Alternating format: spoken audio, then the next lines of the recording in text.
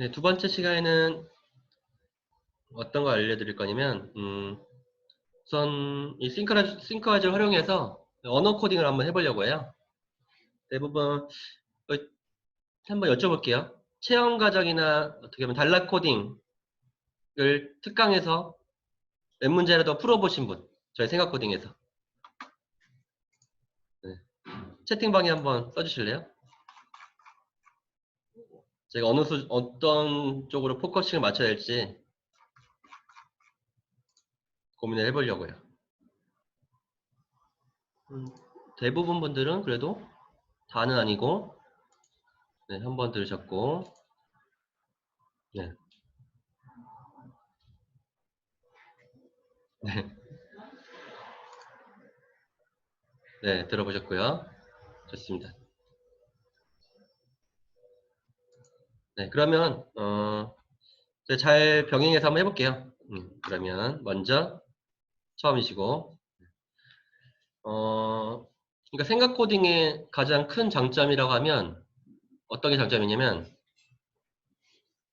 언어 구조화를 통한 이제 생각의 구조화까지 이룬다라는 게 어떤 포커싱이라고 볼 수 있어요. 그리고 오히려 대부분 분들이 회사에서 기획 훈련이라든지 문제 해결 강의들 많이 들으시거든요. 근데 그런 것들이 바로 업무에 적용하는 교육이다 보니까 막상 내 생활 속에서는 그 로지컬 띵킹이라는 부분이 잘 안 된다는 분들이 많아요. 네, 근데 저희 생각 코딩 훈련을 먼저 받고 오히려 그게 그 훈련을 통해서 기초 훈련들을 통해서 어떤 인지 능력을 향상하는 그 교육을 통해서 오히려 공부 독서 업무에 다양하게 도움을 받았다라는 후기들이 참 많이 나오거든요. 네, 그래서 한번 그거에 대한 훈련을 한번 해보도록 하겠습니다. 우선 생각 코딩은 이제 부호화에 초점이 있어요. 인지과학에 대한 부호화. 그 부호 안에 이제 범주화가 있는 거거든요. 범주화, 뭐 조직화가 다 부호화 전략 중에 있는데 우리가 기억법이라고 하면 기억력 뒤에 나오는 사람들의 기억법을 많이 떠올리잖아요. 그렇죠? 앞 글자만 따서 외운다라든지, 그렇죠? 아니면 뭐 셜록 홈즈처럼 어디에다가 뭐 번호를 붙인 다음에 이미지로 기억을 한다든지 뭐 그런 것들을 많이 생각하는데 저는 이제 학습에 관한 관점의 부호화는 그런 방법들이 필요 없다라고 생각해요. 개인적으로는. 그러니까 주가 되지는 않아야 된다고 생각해요. 그러니까 조직화 전략, 부호화 전략들 중에서 논리적이고 체계적인 사고를 하기 위한 거는 범주화. 이제 범주화는 서로 관련되어 있는 것끼리 묶는 전략. 그게 이제 상위 1% 학생들의 기억법이라고 하죠. 서로 관련되어 있는 것만 묶는 범주화 또는 의미상의 덩어리로 묶는 청킹. 네, 청킹이요. 의미상의 덩어리를 청크라고 하고요. 의미상의 덩어리별로 기억하는 전략을 청킹이라고 해요. 그래서 영어 단어를 외울 때도 이 청킹이라는 단어 그 전략을 많이 쓰죠. 그 글을 읽을 때도 이 청킹을 잘해야 속독을 할 수가 있어요. 눈을 빨리 움직이는 게 아니라 의미상의 덩어리별로 묶어서 보는 전략을 써야지만 책을 빨리 읽을 수가 있습니다. 네, 그래서 청킹 범주화인데 여기 더 나아가서 저는 구조화까지 하길 바래요. 구조화. 이 세 가지가 다 조직화 전략 안에 들어가 있어요. 구조화는 범주화랑 청킹 범주화 구조화 다 비슷한데 구조화까지 되는다는 거는 나만의 논리에 따라서 재구성하는 과정이에요. 원래 있던 목차, 책의 목차도 나만의 논리에 따라서 바꾸고, 그렇죠? 그런 전략을 써야 진짜 기억이 잘 남거든요. 머릿속에. 그 훈련을 한번 좀 해보고 복습 차원일 수도 있죠. 그 다음에 그거를 잘할 수 있는 원래 기본 과정에서만 공개하는데 특강에서 제가 그냥 바로 구조화 시키잖아요. 근데 저희 7단계 법칙이 있어요. 저희 책에도 실려 있거든요.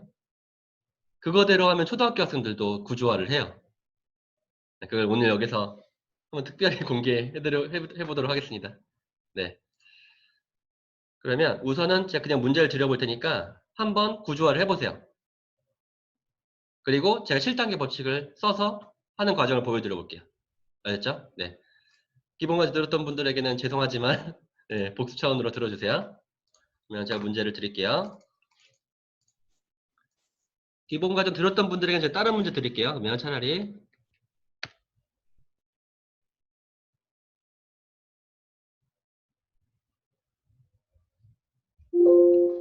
그러면 문제를 드리겠습니다.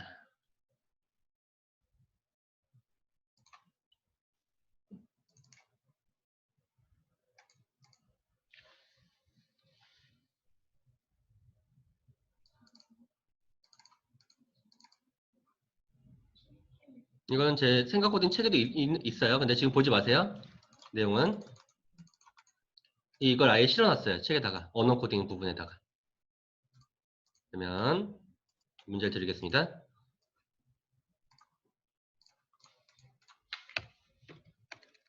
전략 코딩 문제 1 하고 드릴게요. 제가 그냥 아예 여기 채팅방도 올려놓고 거기 채팅방 거기 정보 공유방 카카오톡에도 올려놓을게요. 둘 다 올려놓을게요. 네. 공유 기능으로 제가 맵 전달 링크로 드리면 다운을 받으시면 돼요.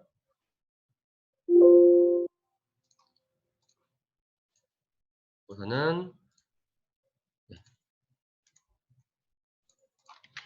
네. 채팅방에 올려놨고요.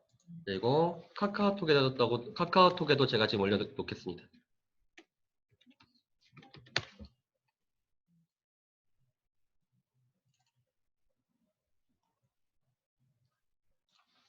고조선 역사.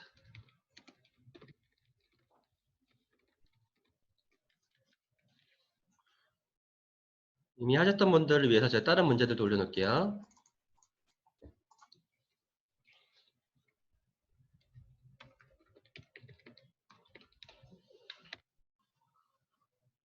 네, 올려놨습니다.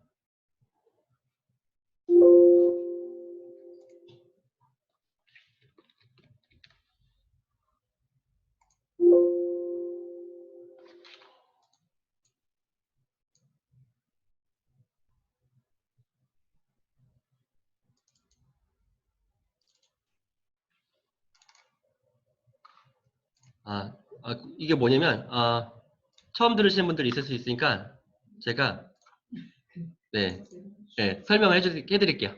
네, 그러고 하세요.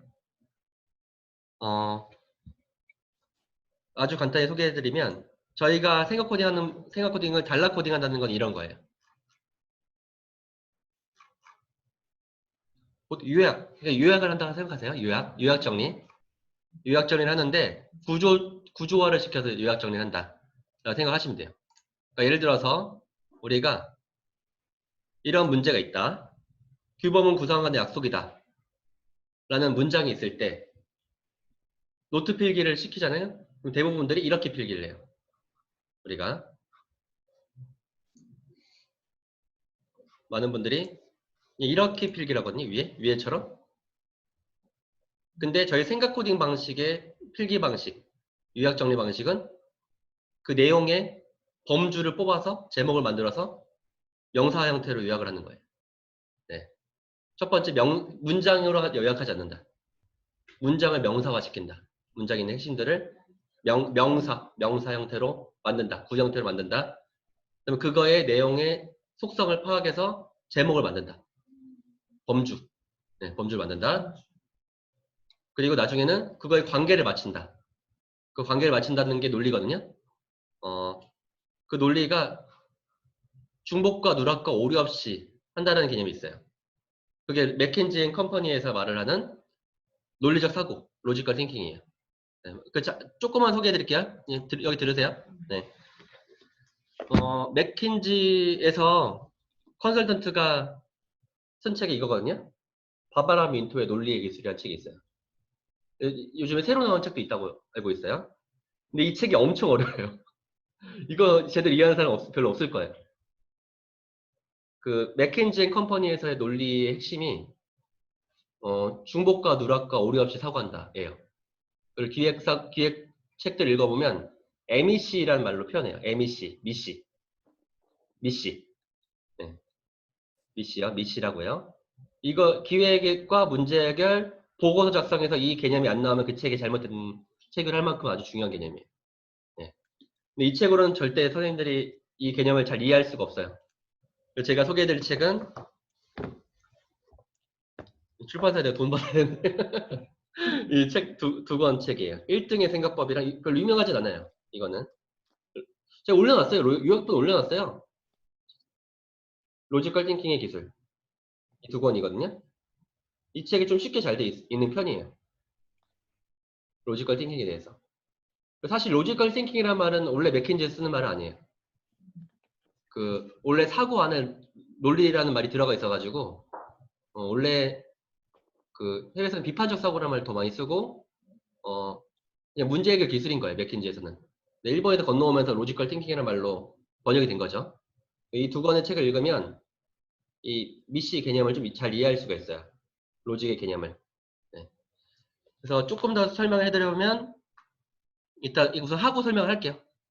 네. 그래서 이렇게 개념을 이해하면 참 이론으로만 접근하게 되는데 저희 생각 코딩 일단 이 선생님들이 우선은 이런 식으로 요약하는 연습을 하다 보면 자연스럽게 저 개념들을 이해할 수가 있어요. 제가 한번 예를 들어볼게요. 이런 내용들 우리가 이렇게 되어 있잖아요. 그렇죠? 이 내용을 노트 필기 하라고 했을 때 어떻게 할 것이냐. 돼지고기나 소고기는 소시지에 뭘까? 이런 걸 떠올려야 돼요. 돼지고기나 소고기는 소시지에 뭐죠? 재료죠. 네. 눈에 안 보이지만 그런 걸 뽑아내는 거예요. 머릿속으로. 고기를 곱게 가는 거, 동물을 창자에 넣어 만드는 거, 이거는 소시지에 뭐죠? 힌트들이 있죠. 만든다. 조리법, 뭐 이런 게 있죠. 이런 식으로 표현하는 걸 단락 코딩이라고 해요, 저희. 네. 이 내용을 문장으로 되어 있는 거를 이렇게 만드는 과정을 단락 코딩이라고 해요. 네. 한번 해보시면서 제가 이해를 시켜 드려볼게요. 다시 그냥 문장으로 쓰지 않는다. 그 의미상의 덩어리들의 명사구들을 제목을 만든다. 그리고 논리가 되게 간단한 게 관계를 맞추는 게 논리거든요. 예를 들어서 이 곱게 이 빵이라는 게 이 주재료 밑에 있으면 안 돼요. 그러니까 주재료, 조리법, 식사법이라는 패턴이 맞아야 되는데 이게 친구 관계죠. 과일과 채소 같이. 그런 관계를 맞춰주는 거예요. 수직과 수평의 관계를 맞춰주는 게 논리예요. 이해하셨어요? 네. 그러니까 빵이 주재료 밑에 있으면 주재료, 빵, 조리법, 식사법이 관계가 안 맞는 거죠. 조금 더 쉽게 얘기하면 우리가 화면 공유 안 되시구나. 네. 제가 하고 있을 때 말로 해주세요. 말로 해주시는 게 더 빠를 것 같아요. 네. 예를 들어서 우리가 사과, 배, 감 이거 뭐라고 하면 되죠? 네, 과일이라고 하면 되죠. 이렇게. 근데 여기 밑에 그러면 과일, 귤, 채소는 관계가 맞는 거예요? 안 맞는 거예요? 안 맞는 거죠. 그럼 이걸 어디다 옮겨야 돼요? 이 뒤쪽으로 옮겨야겠죠. 네, 그래서 좀 더 이론적으로 설명을 해드려 볼게요. 사실 제가 정보 제공만 몇 시간씩 할 수 있는데 그게 사실 그렇게 내게 잘 안 되니까 그냥 이론적인 부분이라서 말을 조금 덜 하려고 했던 편인데 조금 더 설명하고 넘어갈게요. 네. 이 논리라는 게 우선 기억법을 좀 알아야 돼요. 기억법에 대한 이해가 있어야 되는데 아까 말씀드렸다시피 우리 기억에 대한 연구는 부호와 전략들에 대한 연구라고 볼 수 있는데 기억 전략은 부호에 대한 연구인데 단기 기억에서 장기 기억으로 넘기는 그 과정을 부호화라고 해요. 그걸 영어로 인코딩, 코딩이라고 해요. 생각 코딩은 그런 코딩의 의미를 더 함축시키고 있어요. 그래서 다양한 기억법들이 있지만 우리는 그런 것들은 좀 배제하고 우리가 학습에 도움이 되는 조직화 전략에 더 포커싱을 맞추자 라는 정도로 한번 이해를 해보면 될 것 같아요. 네, 그래서 이렇게 할 얘기가 많아요. 원래 하려면. 네, 엄청 많아요. 네. 제가 기억과 관련된 책들은 많이 읽었으니까 그래서 조금 간단하게 말씀드리면 옛날에 에빙하우스의 망각곡선 이론은 옛날 이론이에요. 전혀 관련이 없는 단어들의 관련된 연구였어요. 에빙하우스 연구는. 근데 요즘의 기억법에 대한 연구는 바틀렉파. 그러니까 내 기존에 있던 배경 지식, 이 스키마, 기존의 지식과 새로운 지식을 연결하는 과정이다. 라는 거예요. 네, 그래서 그 스키마에 초점을 둔 연구가 요즘에 기억법과 관련된 연구고요. 그래서 그 부호에 대한 방법들은 상당히 많아요. 그러니까 이런 것들 다 부호화 전략들이에요. 청크법, 뭐 조직화, 다 이게 겹치는 부분도 있어요. 청크 조직화 안에 들어가기도 해요. 범주화도 여기 조직화 안에 들어가기도 하고, 시각화, 뭐 장소법, 두음법, 이야기법 뭐 등등 많이 있는데 제일 초점을 둬야 될 거는 조직화 전략이다. 라고 보면 될 것 같고요. 부호 같은 경우는 제 책에도 실어놨지만 그 과정이 아주 단순해요. 그렇죠? 예. 표층적 전략과 이제 심층적 전략이 있다라고 하는데 다 이론들이 있어요. 이렇게 있긴 있는데요. 이런 것보다는 그냥 이론적인 것보다는 다양한 부호 전략들이 있지만 이 중에 우리는 조직화에 더 관심을 두고 하는 게 로지컬 띵킹이다. 라는 정도로 이해하면 될 것 같습니다. 네. 그래서 한번 제가 책 소개를 해드리는 게 나을 것 같아요. 차라리 여기서는. 제가 기억법과 관련된 책 한 10권이 있는데 좀 쉽게 되는 책이 이 책이에요. 기억력도 스펙이다. 기억력도 스펙이다. 그리고 EBS에서 나온 기억력의 비밀. 네, 이게 약간 교과서 같은 느낌을 되어 있어요. 이게 좀 쉽게 되어 있고 이 두 권 책 정도가 저는 괜찮은 것 같아요. 집에 좀 많이 있는데도 이 두 권이 제일 추천해드리고 싶어요. 이 두 권이요. 그리고 아까 범주화에 대한 얘기 했잖아요. 김영사에서 나온 이 생각의 지도라는 책이 46세까지 지금 팔린 책이에요. 예, 리처드 니스벳의 미시간 대학교 그 교수인, 인지심리학 교수인 리처드 니스벳이 원래 인지 보편주의자였어요. 세계 모든 사람들 다 똑같이 생각한다고 생각을 했는데 자기 밑에 있던 뭐 최인철 교수부터 해가지고 한중일 사람들이 다 다르게 생각한다는 걸 알게 되고 그때부터 연구를 한 거죠. 네, 그래서 동양과 서양의 사고방식의 차이에 대한 연구를 한 거예요. 그래서 EBS 다큐 프라임 동가서라는 것도 나왔어요. 2부작짜리가. 네. 그래서 원숭이, 팬더, 그렇죠? 바나나가 있을 때 여기 두 개만 묶으려면 어떻게 묶을 것인가라는 문제에서 한중일 사람들은 원숭이와 바나나를 묶더라. 근데 미국과 유럽 사람들은 원숭이와 팬더를 묶어요. 이게 고대 중국과 고대 그리스의 영향을 받은 사고의 차이다라고 말을 하고 있어요, 현재. 요즘 학생들은 또 다르게 해요. 그러니까 우리도 이제 서양의 영향을 많이 받은 것 같죠? 어쨌든 이런 부가적 이론적인 내용들은 이런 책들을 추천해 드릴 테니까 나중에 뭐 제가 북튜브를 할까요? 네, 잘 정리해서 말로 한번 표현해 볼게요. 알았죠? 그래서 이런 것들을 좀 대체하고요.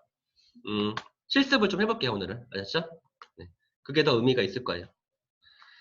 아까 제가 드린 문제 이거를 그러면 한번 맞든 틀리든 괜찮으니까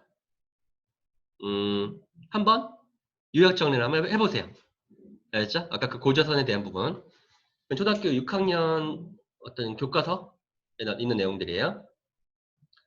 나름대로 요약 정리 한번 해보세요. 피드백을 제가 이따 해드릴 테니까. 시간은 한 5분 드려볼게요. 싱크와이즈를 활용해서 해보세요. 이왕 배웠으니까.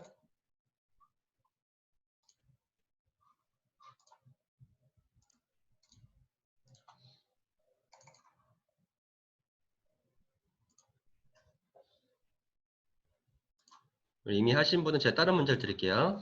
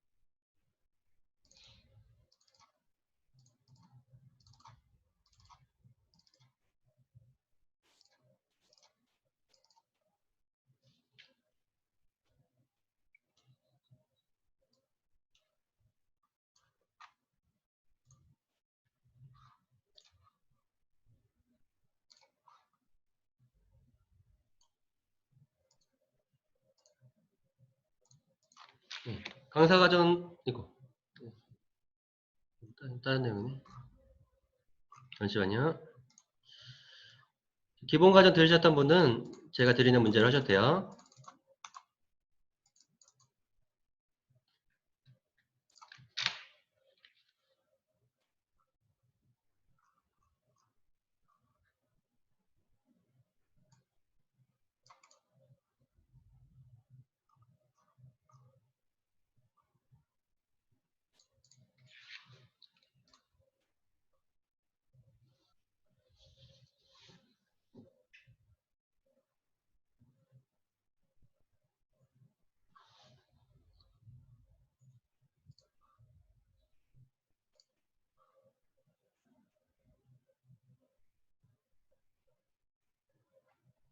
기본 과정 들으신 분은 제가 넷플릭스라는 문제 드렸으니까 그걸로 해보세요.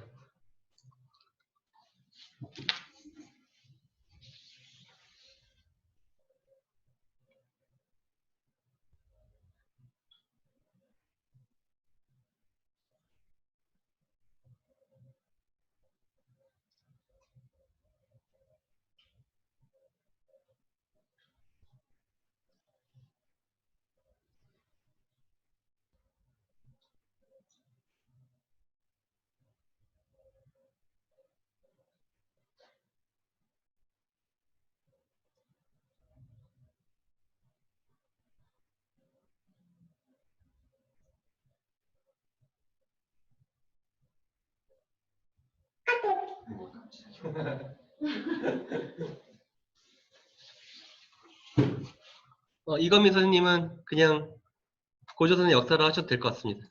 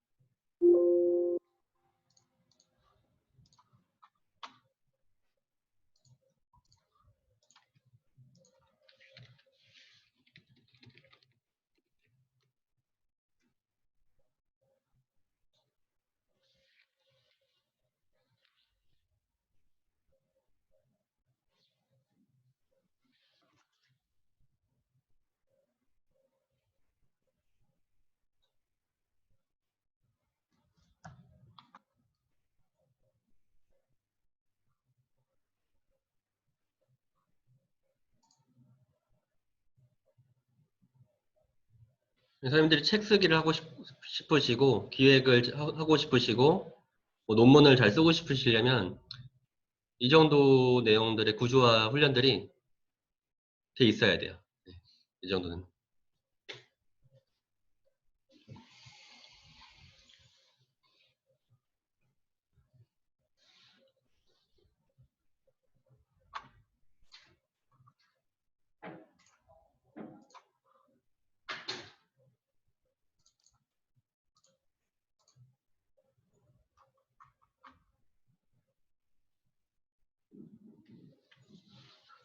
네, 초등학교 책이에요.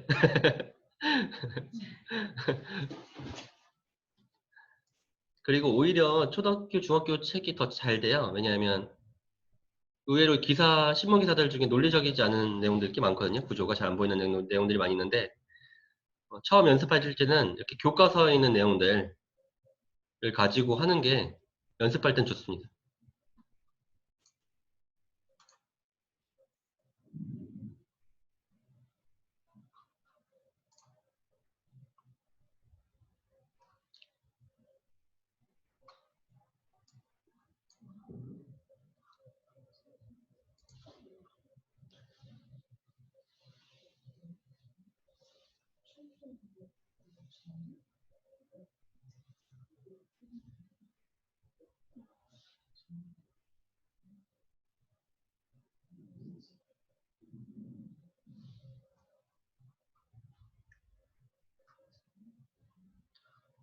보낼 때는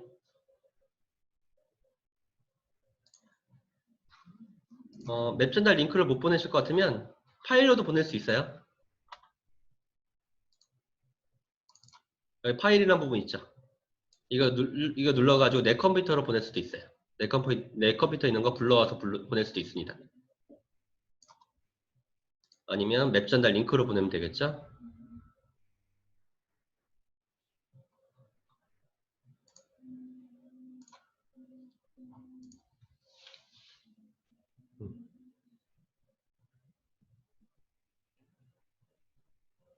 사실 오늘은 제가 약간 많이 건너뛰었어요. 왜냐면 지금 이미 들으신 분들도 있고 처음 듣는 분도 있고 해가지고 더 핵심적인 훈련으로 지금 하고 있는 겁니다. 원래는 범주화 훈련을 먼저 해요. 범주화 훈련들부터 차근차근 해서 그 다음에 단락 코딩, 문장 코딩, 단락 코딩, 지문 코딩, 기사 코딩 이렇게 하는데 이 문제를 가지고 한번 다양하게 한번 접근해 보려고 하는 거예요. 좋습니다. 제가 한번 확인해 볼게요.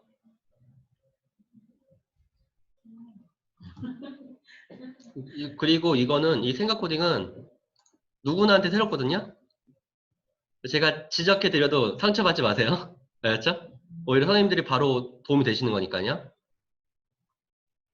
우선 몇 분 거만 봐볼게요. 지금 하신 분들 거. 선생님들이 올릴수록 도움이 돼요.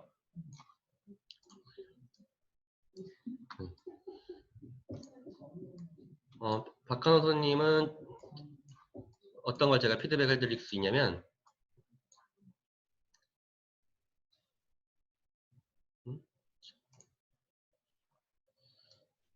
여기 관계가 안 맞는다 라고 피드백을 드릴 수 있어요. 그렇죠. 정치적 변화와 문화적 변화와 넓은 영토와 우리나라 최초 고대 국가 4개의 관계가 안 맞는다. 이게 논리예요. 알겠죠? 이거를 잘 맞히는 거가 논리예요. 고조선과 당구난검. 당구난검은 고조선 안에 들어가 있는 개념이죠. 그러면 이것도 관계가 안 맞는다. 알겠죠? 결국 논리의 기술이라는 것은 크게 두 가지거든요. 바바라 민트가 말을 하는 거는 이제 시간 구조 정도를 맞히는 거를 논리라고 하거든요. 시간 구조 정도. 정도라는 건 이제 우선순위를 의미하는데 그거는 많이 쓰이지 않다고 하더라도 시간과 구조를 잘 맞히는 게 논리예요. 네, 그러니까 이따 좀 더 설명해 볼게요. 관계가 지금 잘 안 맞는 부분이 지금 생겼다라는 거 말씀드릴 수 있겠습니다. 네. 그리고 화면 공유가 안 되는 것 같은데요. 그래요? 네. 다시 해볼게요. 다시 한번 볼게요. 이 네 개의 관계가 안 맞는다. 그렇죠? 네 개가 사과배 감의 관계가 아니다라는 거예요. 이건 패턴이 맞아야 돼요. 그렇죠? 그럼 제가 한번 예를 들어볼게요. 이렇게 돼야 된다는 거죠.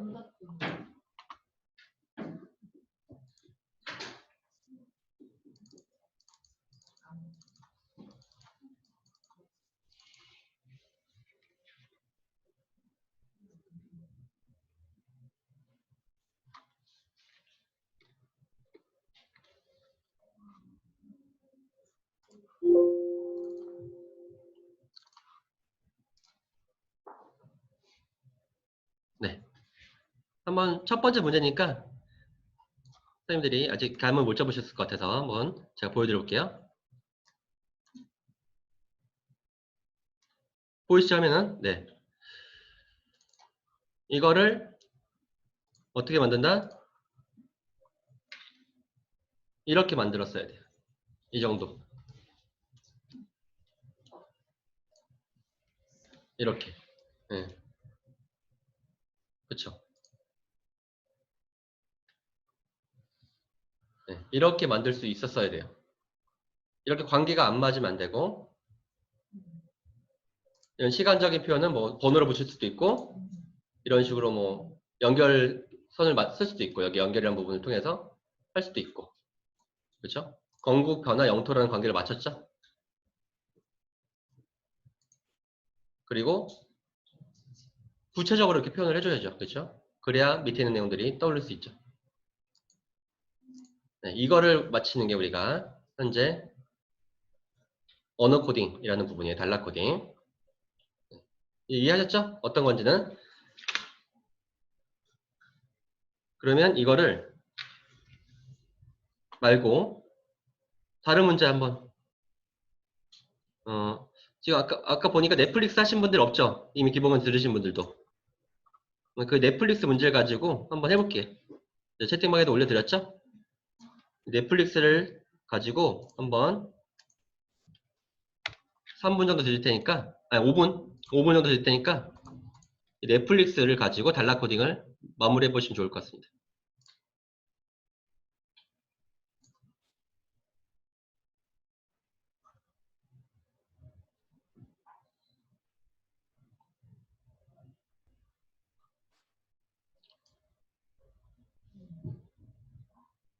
그렇죠? 이승기 선생님도 이거예요. 최초의 고대국가 정치적 변화가 관계가 안 맞죠. 이렇게.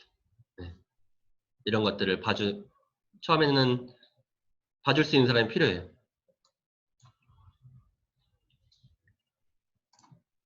이게 무너지면 머릿속에 떠오르지가 않아요. 그 최상위 구조라고 하거든요. 상위 구조가 잘 맞아야 아래의 내용이 떠올라요. 기억이 되고. 네. 질문하세요. 우선 질문하세요.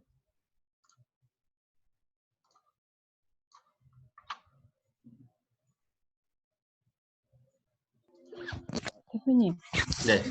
그 영토에서, 고조선 영토에서 네네. 그 만주와 한반도에 걸쳐서 넓은 영토를 갖기도 했던 거잖아요. 네네. 그러니까는 이게 영토의 범위가 이게 넓어졌다 좁아졌다 할 텐데, 이거를 이제 여기에 적을 때, 네. 이거를 그럴 때도 있었다라고 서술을 해야 되는 건지, 아니면 영토가 넓은 영토를 차지했다 이렇게 써야 되는 게 그런 게 좀 헷갈리더라고요. 그러니까 문장으로 갖기도 했음 이렇게 쓸 건지 명사구로 아니면 쓸 건지. 네네 명소를 네네. 차지했다 영토 범위가 그만큼이었다라고 네. 마무리를 지을 건지 아니면 그럴 때도 있었다라고 써야 될지. 네. 저는 이제 능동적으로 사고하는 거는 명사구 형태로 표현하는 게 더 능동적으로 생각한다고 생각해요. 네. 그러니까 처음에는 뭐뭐 했음 이렇게 쓰거든요. 근데 뭐뭐 했음이라고 하면 어떻게 보면 뭐뭐 했다를 음으로 바꾼 것 뿐이잖아요. 그렇죠? 음. 네, 그래서 저는 지향하는 거는 이왕이면 명사구 형태로 명사로 끝나게 만들어주는 걸 지향해요. 네, 알겠습니다. 네. 네. 그러면서 어휘력이 또 풍부해져요. 그런 생각들을 하면서.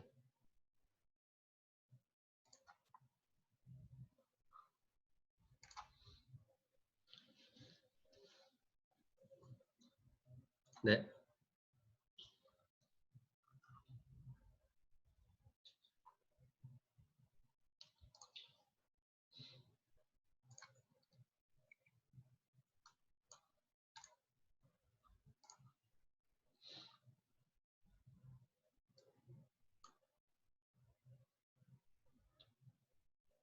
대부분 이제 여기를 잘못 맞췄네요. 그렇죠? 정치적 변화, 문화적 변화 맞지만 여기 우리나라에 건국된 첫 고대 국가가 어떤 건지를 조금 더 여기 써주셨으면 좋았을 것 같아요.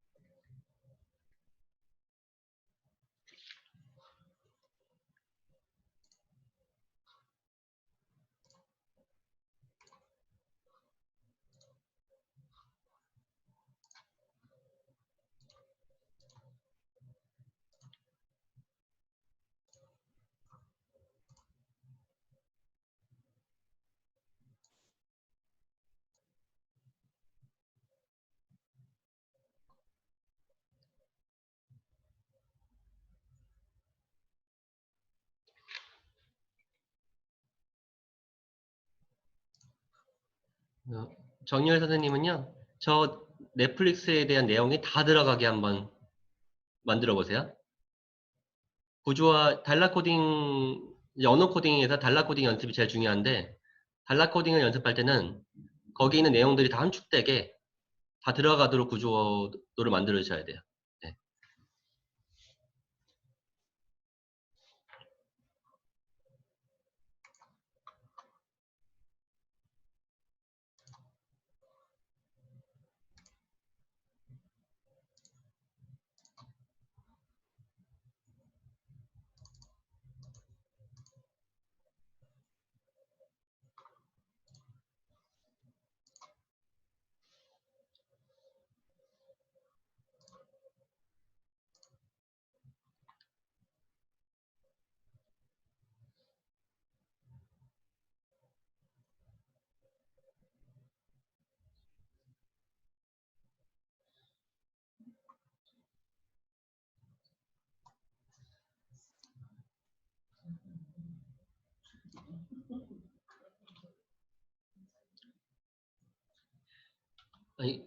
은교 선생님이 들어오신 거죠? 이거 보내신 거죠?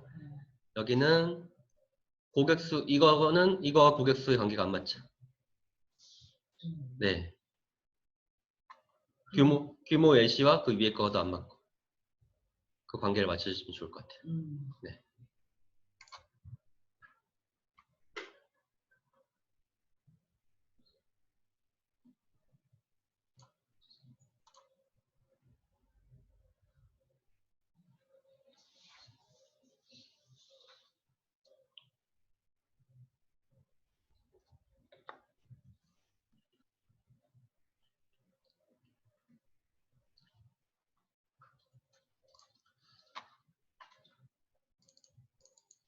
저희 생각 코딩을 제일 잘하는 대상이 교사분들이랑 대학생이랑 프로그래머가 잘해요.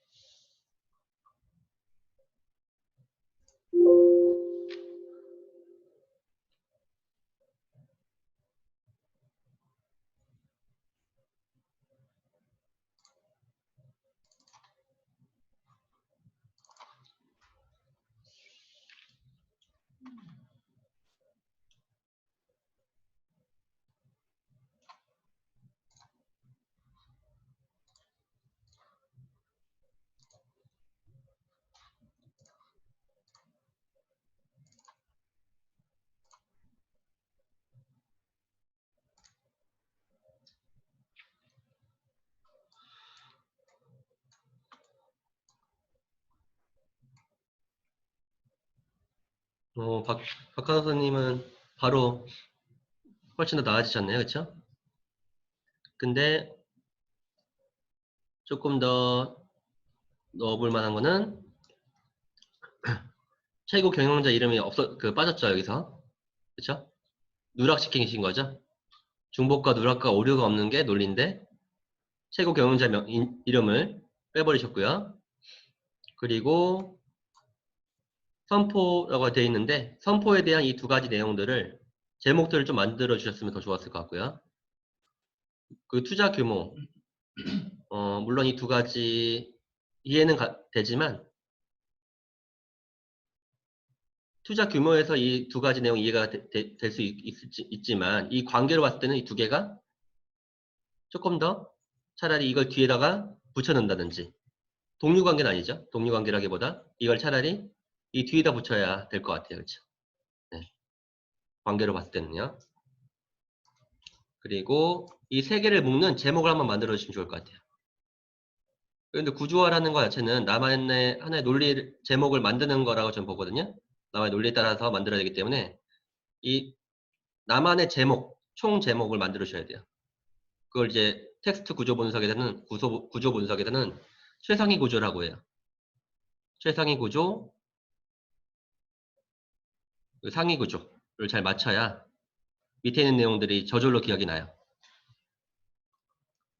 흩어져 있는 정보들만 기억을 지금까지 하시던 방식에서 최상위 구조부터 잘 잡는 그런 연습을 하셔야 됩니다.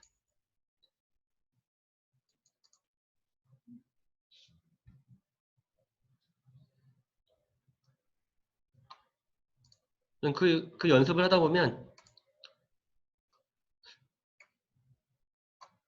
어떤 뭐 책 쓰기라든지 아니면 카피라이팅에 있어서 되게 도움을 많이 받는 것 같아요. 함축해서 어떤 단어를 표현하려는 연습을 많이 하다 보니까.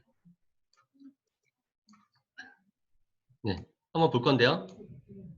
지금 권영호 선생님과 한번 봐보실래요, 선생님들? 네.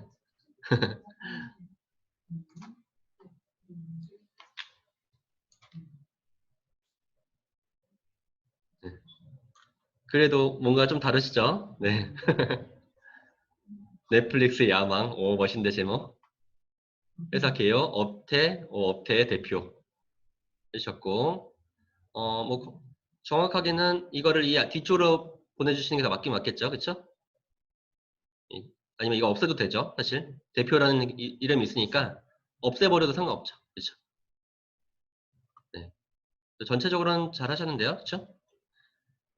조금 더 디테일한 범주화들이 있는 게 좋은 것 같아요. 네. 네, 권희호 선생님 왜 잘할까요? 네, 이미 저희의 기본 과정과 전문가 과정과 강사 과정과 심화 과정을 다 듣고 계시는 선생님이시고 저희 교과서 집필지인 분 중에 한 분이세요. 네, 그러니까 잘 하시는 거죠. 네. 자, 이승기 선생님 것도 한번 봐볼게요.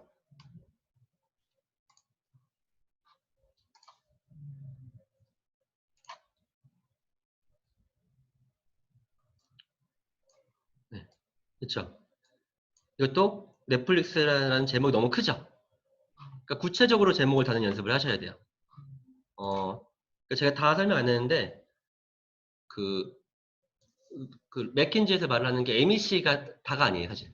MEC와 피라미드 구조 이 두 가지거든요. 피라미드 구조라는 게 있어요. 그 개념상으로는 엄청 어려운 개념인데 아주 쉽게 설명하면 내가 생각한 것과 상대방이 생각하는 것이 일치하는 과정이라고 이해할 수 있어요. 직원이면 상사의 생각을 이해할 수 있어야 되고 상사면 직원의 생각을 이해할 수 있어야 되는데 그러려면 구체적이어야 돼요. 어떤 단어들이. 네. 우리가 해서 문제 해결의 기술의 핵심들을 보면 문제를 정의할 때 목표를 뭐 정의할 때 아주 구체적인 용어로 해야지만 그 문제 해결들이 잘 되거든요. 그 기술적인 측면에서. 그러니까 구체적으로 단어를 쓰는 연습을 하시면 좋을 것 같아요. 넷플릭스라고 쓰기엔 너무 크고 넷플릭스의 뭔지 더 구체적으로. 네, 그렇게 생각을 해보시면 좋을 것 같고요.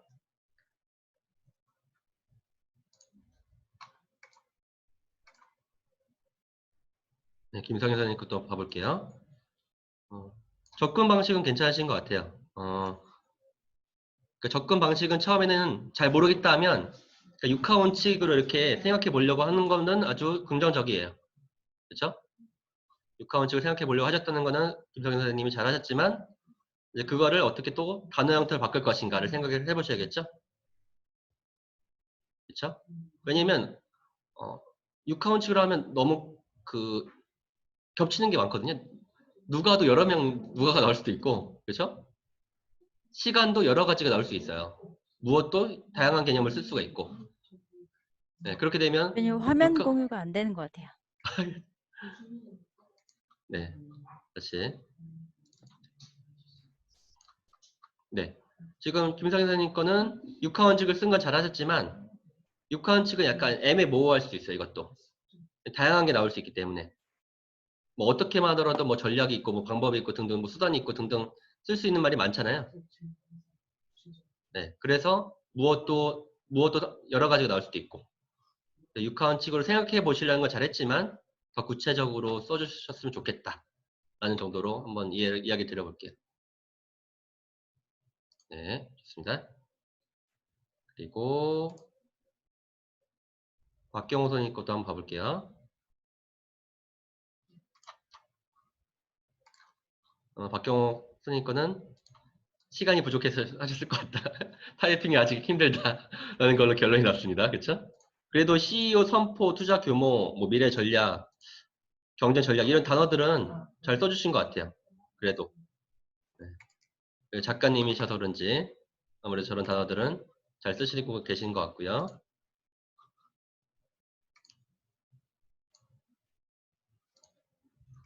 좋습니다. 네.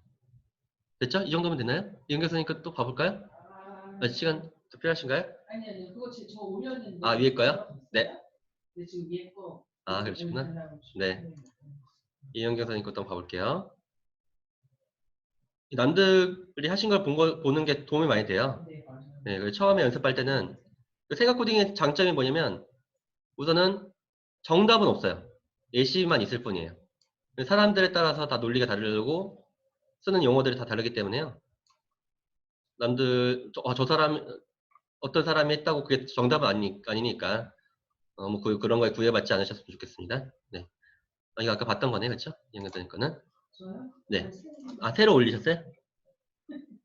있을까? 이건가? 밑에 건가 보다. 네.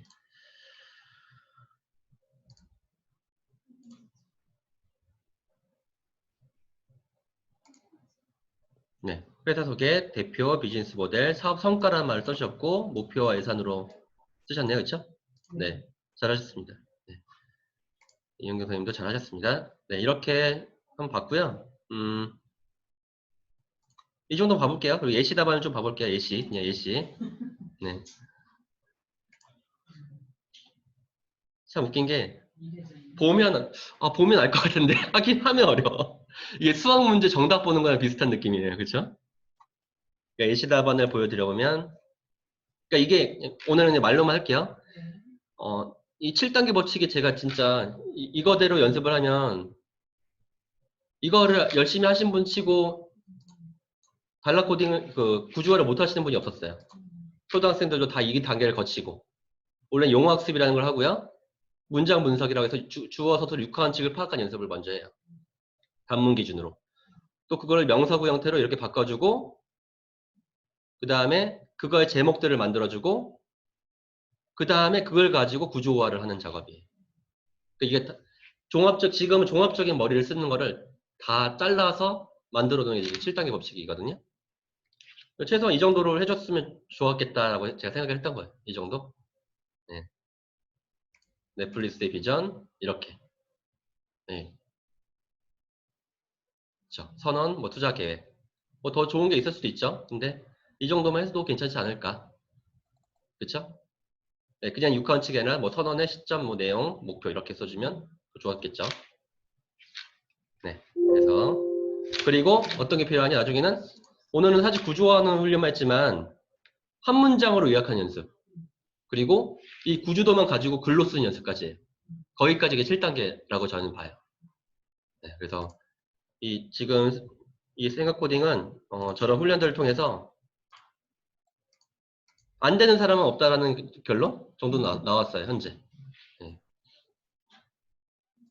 이게 해서 안 되는 자기 개발이 은근히 또 많고, 한 만큼 시간 투자한 만큼 안 되는 효과가 안 나온 교육들이 많이 있거든요. 저도 아니까. 근데 지금까지의 결론은, 저 정도, 단락 정도의 구조화, 조금 더 열심히 하시는 분들은 지문 정도 구조화는 한 달 안에 돼요. 한 달 안에.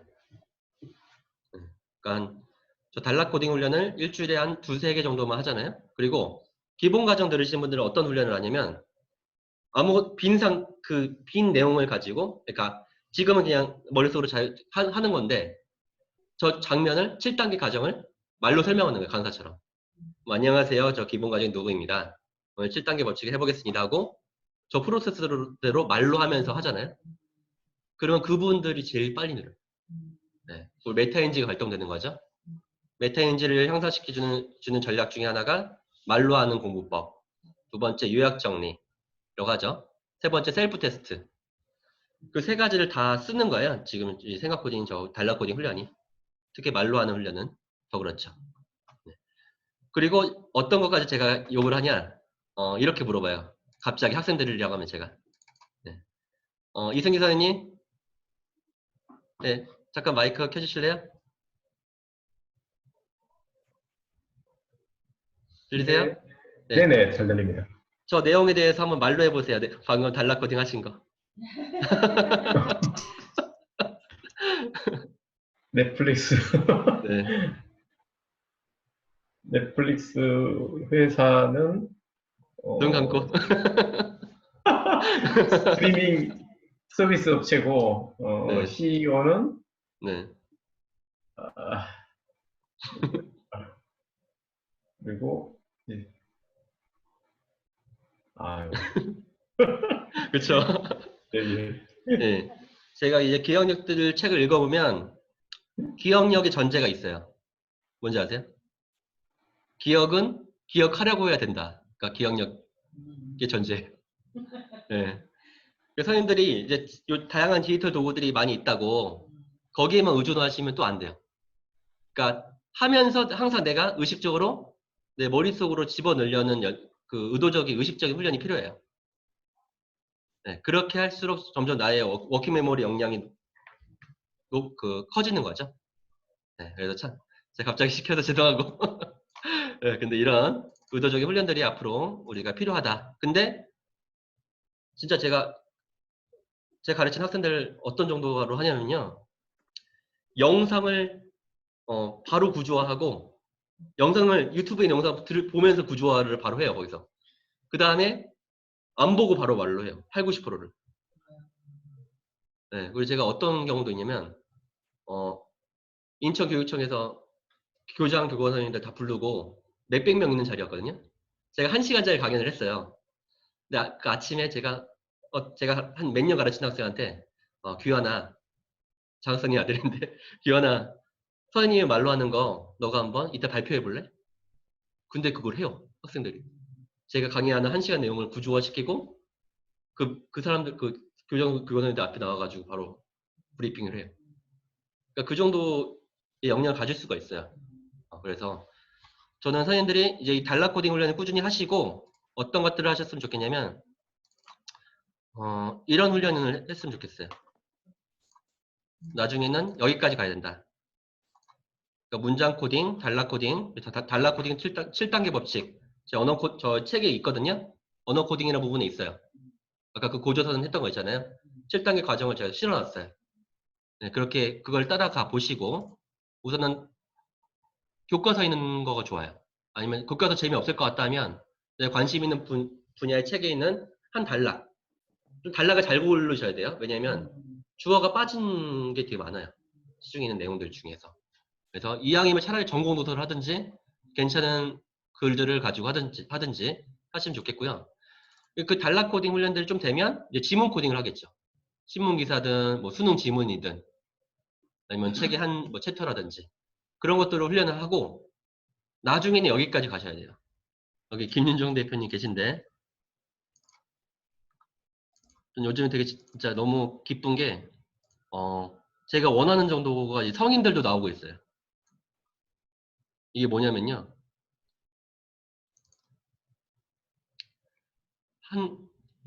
한 주제를 가지고 기사 5개를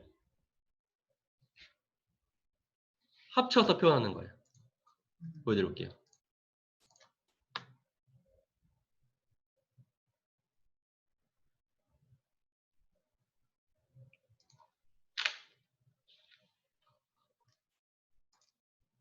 네.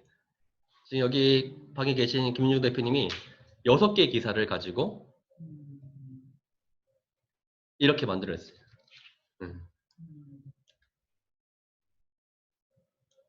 이렇게. 기사 융합 과제죠. 기사 융합 코딩이에요. 근데 선생님도 생각해 보세요. 미네랄버 스쿨이라는 내용이 기사가 다 다른 내용일까요? 절대 아닐 거란 말이죠. 뭐 좀 괜찮은 내용을 그 기사를 가지고 요약을 하고 그 다음에 나머지 부분들을 채워나가는 방식으로 하면 돼요. 이렇게. 네, 이렇게 만드신 거죠. 기사 융합 코딩 하신 거예요. 이렇게. 네. 이런 식으로 사진도 지금 넣으셨고 그 다음에 저거로 글을 쓰면 나만의 기사, 나만의 글이 나오는 거예요. 네, 이렇게 다 만드셨죠. 그러니까 여기까지 가야 그때서야 내가 한 분야의 주제에 대해서 전문가가 될 수 있다는 생각을 해요. 그러니까 초기 연습이 중요해요. 그래서 단락 코딩 훈련이 되게 중요해요. 단락 코딩을 저렇게 구조도로 딱딱 맞춰서 재구성할 수 있는 능력이 있으면 그때는 여러 가지 정보들 다 하나로 융합시킬 수 있는 기초가 마련이 되는 거죠. 네. 네, 그래서 꾸준한 훈련을 하시면 충분히 3개월 안에 지금 보니까 성인들도 3개월 안에 기사 융합 코딩 정도는 다 하시고 계시고, 근데 저게 이제 언어를 요약 정리하는 게 아닌 거예요. 잘 생각하셔야 돼요. 말씀드렸죠. 언어 구조와 김윤 대표님 보내주셨네요. 네. 완성본인가요? 공유해 주신 거군요. 네. 좋습니다. 그래서 언어 구조화를 통해 생각의 구조화가 이루어지면 어떤 게 되는 거예요? 논문을 쓸 때도 네, 논문 구조화가 되는 거고, 네.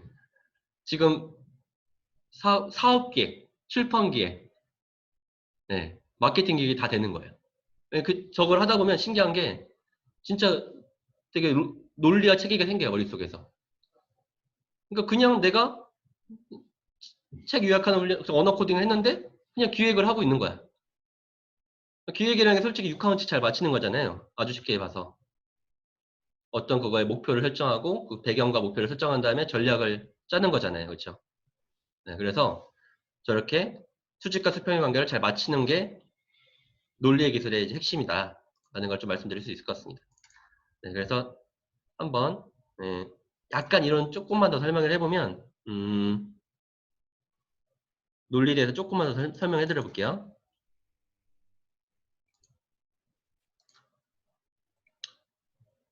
인지과학에서는 그 로지컬 띵킹에 대해서 말을 하는데, 로지컬 띵킹이라는 말로는 안 쓰죠. 인지심리학에서는. 그냥 범주와의 유형이라고 말을 하는데요. 범주화에 대해서는 이 세 가지밖에 없어요. 인지심리학에서 말을 하는 거는. 외향적인 범주화. 그렇죠? 외향의 비슷한 것들을 묶는 거. 기능적인 범주화는 예를 들어 샤프와 뭐 볼펜 이런 것들은 다 같은 기능을 가지고 있는 거잖아요. 또 상황적인 범주화도 있어요. 제 책에도 있는 내용인데요. 사진, 반려동물, 보석, 현금에 대한 거는 어떤 범주화로 묶어보면 좋을까?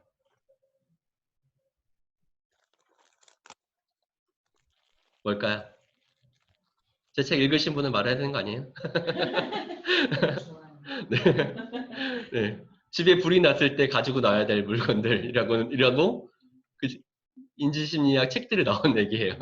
네, 이렇게 인지과학에서 말을 하는 범주는 이 세 가지고, 네, 세 가지고요. 근데 뭐 바바라 민토가 말을 하는 논리적 순서는 시간 구조 정도예요. 시간, 뭐 문제 해결을 위한 세 가지 단계 이런 것들 있죠. 구조는 어떤 산업의 성공의 구성 요소. 정도의 순서는 어떤 회사의 세 가지 문제점. 우선순위의 개념이에요. 정도의 순서는. 네. 그리고 좀 일본 사람들이 좀 이렇게 디테일하게 만들면 잘하잖아요. 덧셈법, 뭐 곱셈법, 순열법 이렇게 하는데 다 이거예요. 똑같아요. 네. 그냥 좀 표현의 방식일 뿐이고. 근데 저는 이걸 좀 정리해 보니까 이 시간과 구조가 그냥 다다라는 생각을 많이 했어요. 전 시간 안에 인과 순서 정도로 묶었어요. 원인과 결과.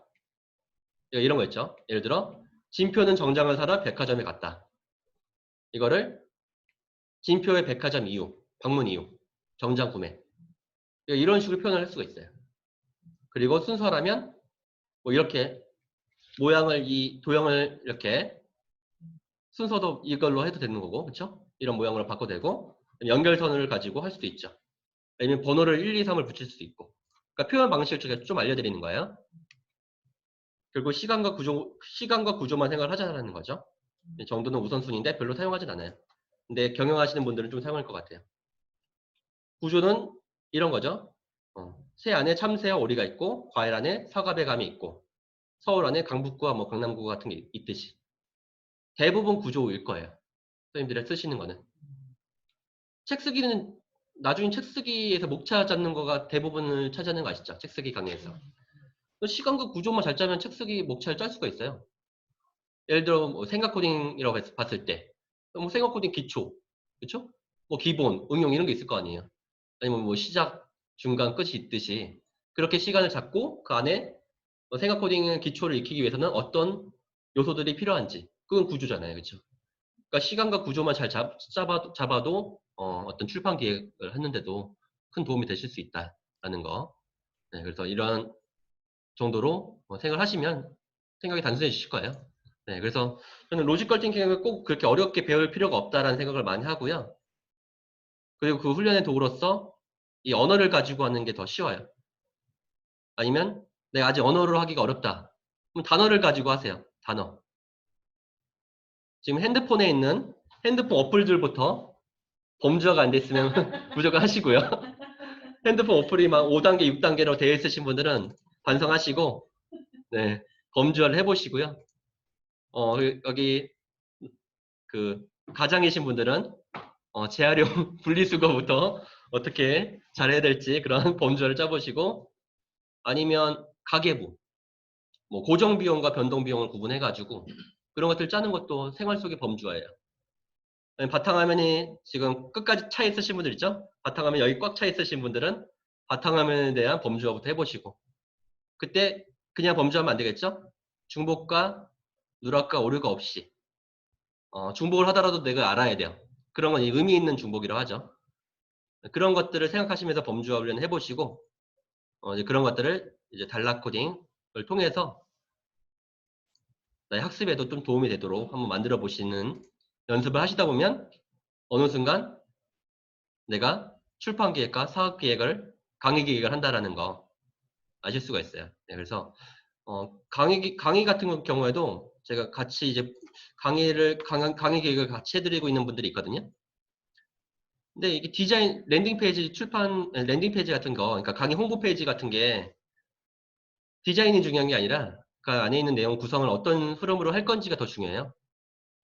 그래서 그런 것들이 딱 잡히면 사실 디자인, 뭐 PPT라든지 디자인 작업은 표현의 방식일 뿐이니까 우리가 그 머릿속으로 있는 그 차별의 요소를 잡으려면 우리가 머릿속에 이러한 사고 방식들이 잡혀야 되지 않을까 싶어요.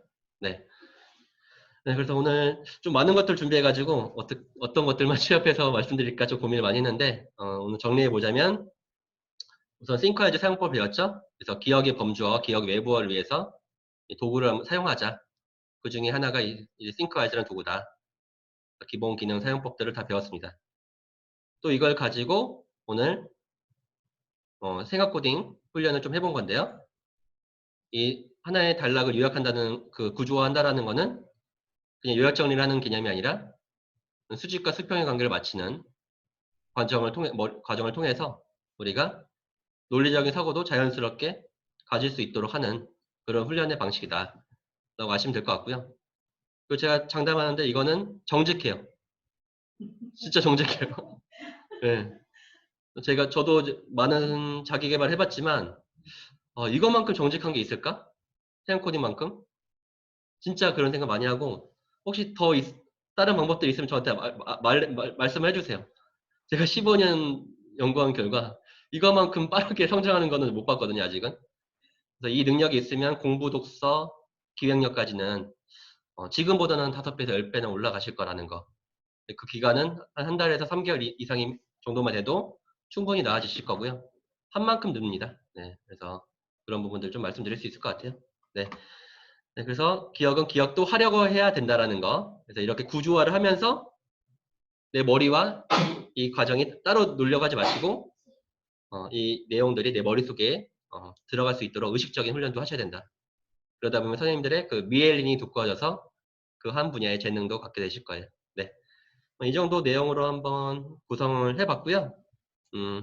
1분만 좀 더 설명해보면 다음 주부터 제가 기본 과정을 이제 개강하려고 해요.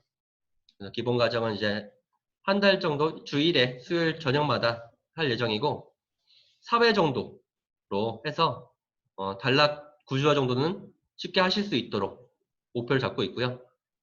그리고 그 기본 과정과 전문가 과정도 함께 운영할 건데 전문가 과정은 이제 출판 기획과 사업 기획 그리고 마케팅 기획 그런 부분들을 도구적인 측면들까지 다 배우고 있고요. 그분들에 대한 결과들이 지금 되게 잘 나오고 있어요. 네.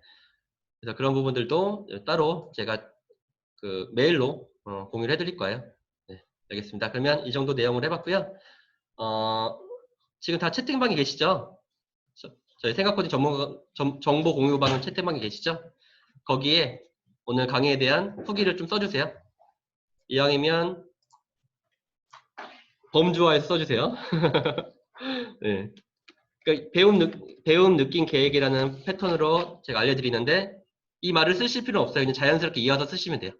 배움 느낌 계획을 저희 생각코딩 정보 공유방 오픈 채팅방에다가 올려주시면 다른 분들에게도 좀 긍정적인 영향을 미치지 않을까 싶어요. 네. 혹시 아직 안 들어오신 분은 제가 채팅방 주소 올려놨습니다.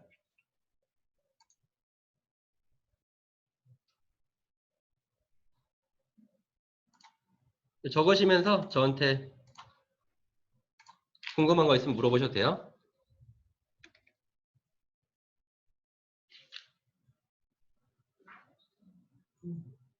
김인중 대표님 계세요? 네, 계세요? 네, 예, 네. 예.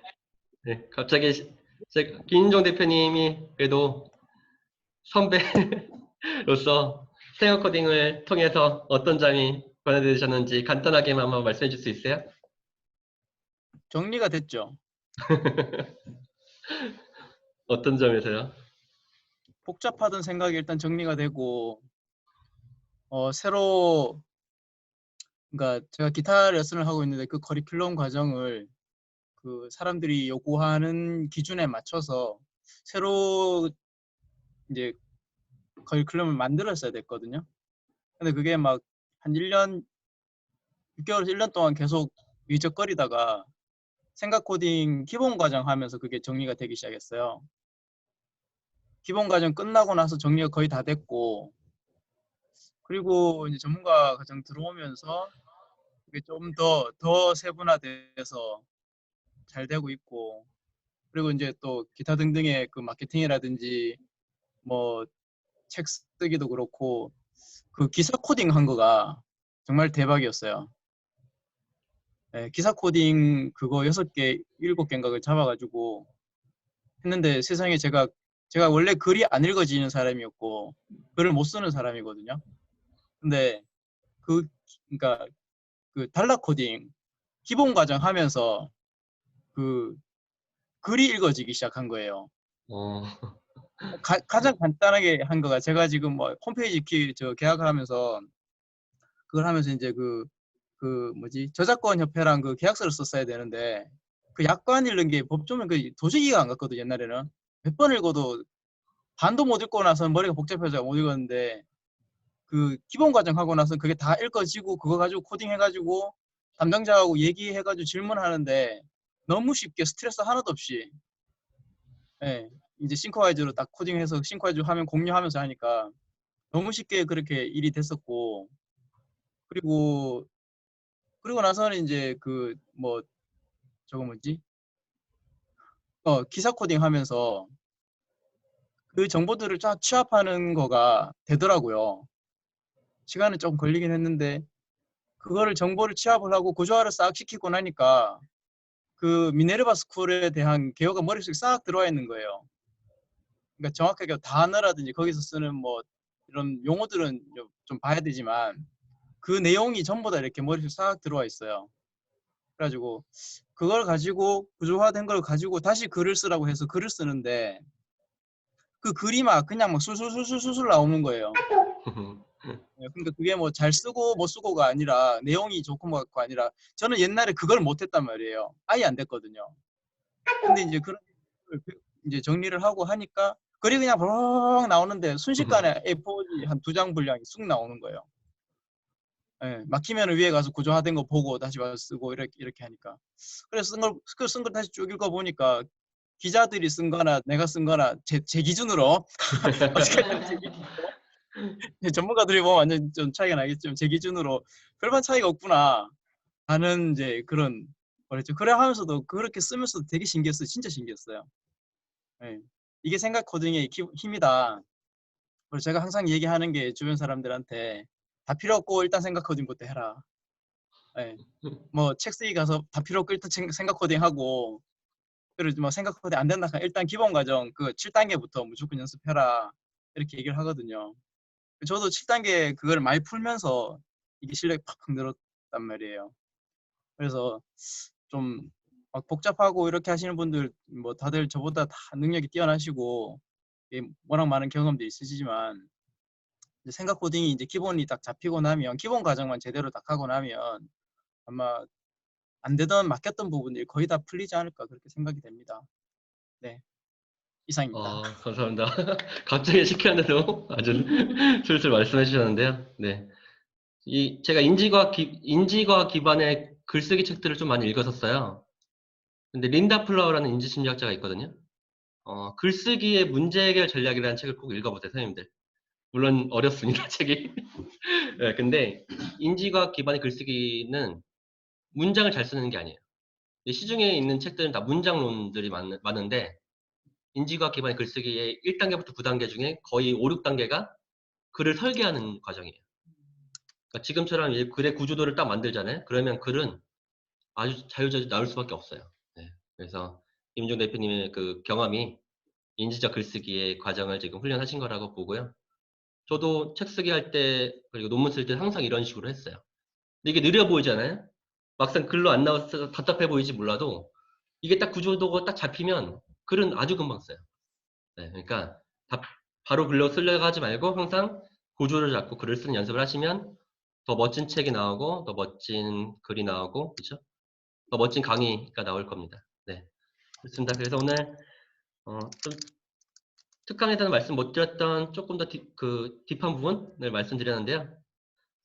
이렇게 보니까 제가 선생님들에게 할 수 있는 특강이 많더라고요. 저는 저 혼자 그냥 알아서 했던 건데 앞으로는 더 다양한 특강들을 많이 개최해 볼 생각입니다. 네, 그래서 앞으로 뭐 다양한 과정에서 선생님들과 함께 했으면 좋겠고요.